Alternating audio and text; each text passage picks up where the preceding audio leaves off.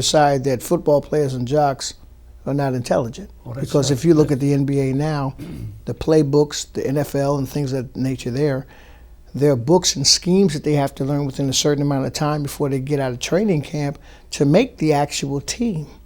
So that puts that myth to the side.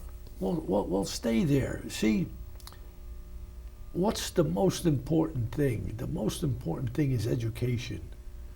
Now, there's two kinds of education. There's street education and there's book education. Now, you could be born with God-given talents, and that's what I saw in a lot of my kids. Hey, I did nothing as far as in the way of making them better players. They were great players. They were within themselves. It was my part to take the street education and let them see the book education. That the perpendicularity of a balance. One without the other, you're not going anywhere. But to see the difference, that a mind is a terrible thing to waste. Who said that? Oh, that man was knowledgeable. That was pretty prevalent on a consistency when I was growing up. It would be on television and reference, and it would say, a mind is a terrible thing to waste, and they would put an egg in a frying pan and just let it bubble and burn. So it is an essential that, as you stated, you have to use your mind because your mind controls everything. Exactly. Now, in reference to courage coincides with the mind that it overtakes the fear of whatever you're confronted with. That's where the mind kicks in, the courage. Because sometimes courage will carry you through until your mind catches up because of the lack of maturity at that particular time or exposure. Well, I always, staying on that same point, I always liked Pinocchio.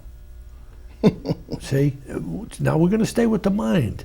Now, Pinocchio, here they gave a little bit from The Wizard of Oz. Okay. Pinocchio, who was the worst man in the world? The liar. And Pinocchio, every time he lied, his nose got bigger. Yes. But he depended on his friend who was on his shoulder. And I used to give that award. Jiminy Cricket. The Jiminy Cricket Award. So therefore, Jiminy Cricket was your conscience, okay, your mind. Jiminy Cricket says that every human being knows right from wrong. Okay. And you know when you're manipulating. Yes. See? So, and if you get caught with me in a lie, once a liar, always a liar. Now, Pooch, I got to say this to you. I don't want anybody to think I'm a saint. I'll lie, cheat, and steal. In fact, I told a guy this the other day, and he said, no, not me. I said, you're full of baloney. Everybody lies, cheats, and steals. But, here's the but. I'll never lie, cheat, or steal to get you in trouble. I'll lie, cheat, and steal to get you out of trouble. Now, on that note, Coach, that's well said as a human being, as well said as an American, is most definitely well said as a representative of Newark, New Jersey. Now, let's go right from that and spring into Donald Payne, his works, in the aspect of how he knew what it felt like and what it was to come from a urban vicinity. I was always taught that urban stands for testing. And as you emphasized earlier, the importance of metropolitan. Metropolitan, for those who don't live in the eastern sector of the eastern seaboard, Philadelphia, New Jersey, Connecticut, New York.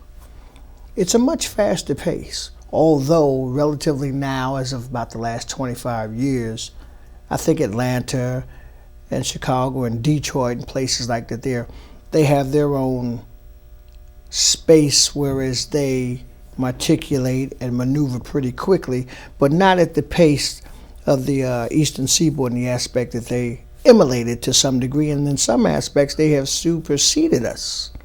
But it's been something, and to come through that there and to give back, you have people like Eddie Griffin that played with you. You have two principals by the name of Bert Berry and Ernie Thompson. Can you speak on those two guys that were like mentors to you or principals? Oh, yes. You see, I like to tie them in. You hit on a real good topic when you said Donald Payne. See, Donald Payne was after Burt Berry, Ernie Thompson.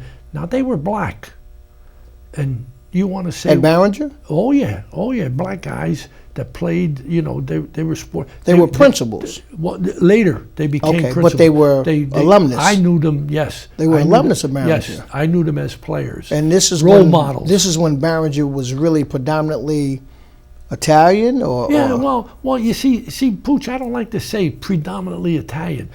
That's a misnomer. They made. All of a sudden, they made Barringer an Italian school. Barringer was not an Italian school. Really? Barringer was a German-Irish school. And let me tell you something. When I was growing up, you were called a Guinea and a Wop. Okay. And you knew your place. Like, I'm sure Donald knew when they said nigger. Yes, sir. See? But, you know, I would go home crying to my mother, and I would say, hey, Ma, you know, they're calling me a guinea and a wop. What's a guinea or a wop? And my mother would say, don't feel bad. See, there's nothing. A wop is without a passport. We came here, we have a passport. She was educating me. Yes. Now, getting back to nigger, no such word. I was told that nigger has always been considered an ignorant person, period. But the way that it was thrown and in some aspects emphasized through brutality or through some way of submission, it was placed upon blacks. But in essence of my research, I have found that a Negro and a nigger is two different people, completely. Whereas a nigger is an ignorant person, an African-American Negro is a person that's uplifting and respected. Yes. And then you go forward with being black and on and on and on. Well, see, having coached mostly black boys, they would stop and come over to the sideline and say, hey, he's calling me a nigger. Who? Oh, players. Oh. You mean of the opposite team? No, on my team. No, my within the team? Oh, yeah, we're playing. Oh, really? We're playing a predominantly white team. And they're coming over and they're saying, Coach, he's calling me a nigger. And I'm saying, there's nothing wrong with that. But when you knock him down and you go to pick him up, say, how about that nigger hitting you? And that's reality. Yes. Hey, what's wrong? If you're that ignorant, yes, and you're going to call me names, sticks and stones break bones. Names never hurt me. Right. Well, I'll take that and go with that further in the aspect that it's not what you call me, it's what I answer to. Now, I just brought that up to date from way back in your time to my time. Now it's probably something else, but that's very important to me. It's not what you call me, or it's not what you say to me. It's not even what you do to me. It's how I react. And as we were speaking earlier, speaking of how as young people, the principles of kids, we feel that we're invincible. We all are young. We don't respect human life and dignity. We're very disrespectful in the aspect that we feel invincible till you start to reach a state of maturity that you understand the importance of may I, can I, thank you, excuse me. Beautiful. Those are things that, well said, they're not pretty much prevalent, but they were entrenched in my generation and within myself, whereas I might not like what you say, but it's not what you said, it's the way that you said it. Yes. And this is what I find in a lot of things that, speaking of I'm going to parallel straight to Donald Payne from that I know of him as being a coach, as being a civics person, a community leader, that I knew of him. He was a gentleman that was a constable gentleman at all times, but he knew how to handle himself at all times also. And coming from Newark, that's very, very important in reference to someone looking up to you, and then as you get older, you come to find that those values and virtues that individual not only had locally and domestically, he had them internationally. That's something. That's what I wanted to speak on, the fact that to come from a city of Newark's magnitude, as you stated, you had a bathhouse that everyone had to use or an outhouse. I've never seen that there. Right. But you would think below Delaware and Mississippi and Alabama, that's pretty prominent, whereas in essence, it was up here. Right. Now, that within itself, just like we'll speak of another individual with Black History Month, Dr. James Baxter, the Baxter Terrace projects over there. Yes.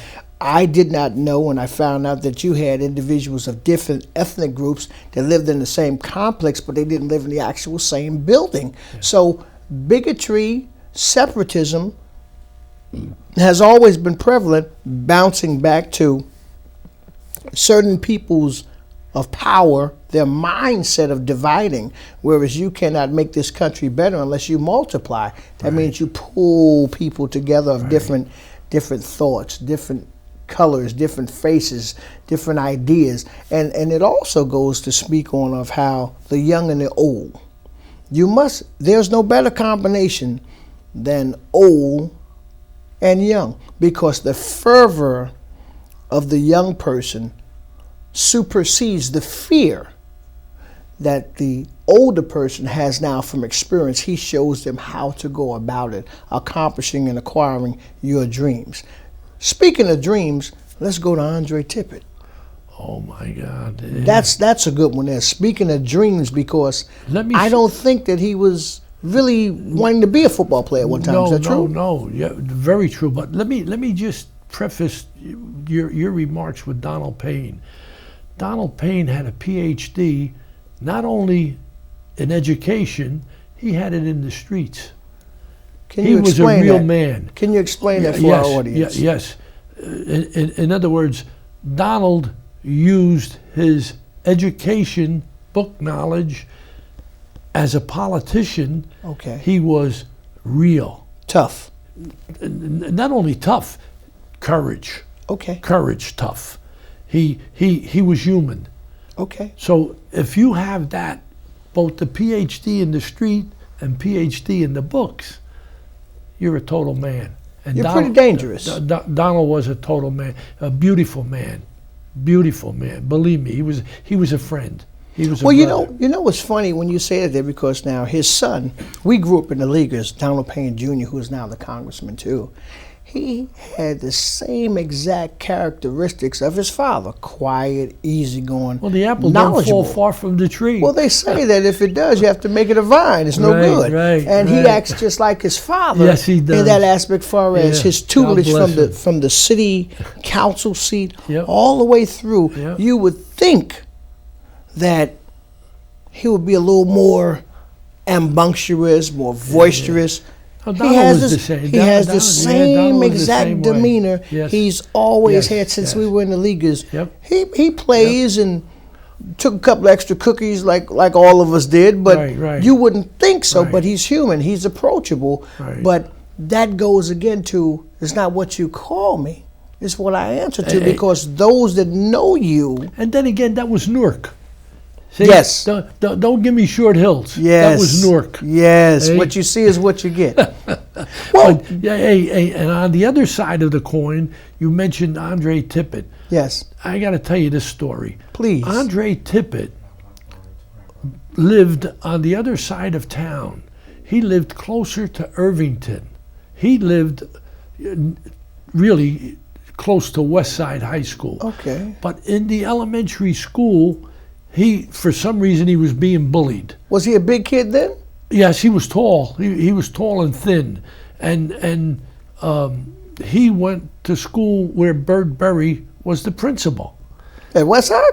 No, 13th, the grammar school. 13th Avenue School, I think 13th Avenue was a rough school.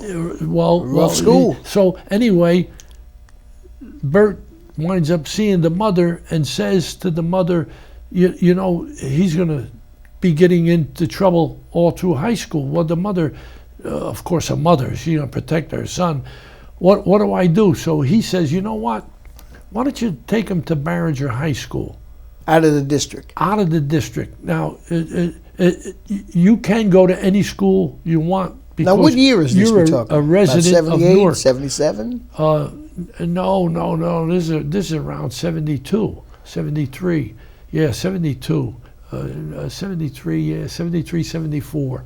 Yeah, it's after I had Okay. the good teams, but anyway.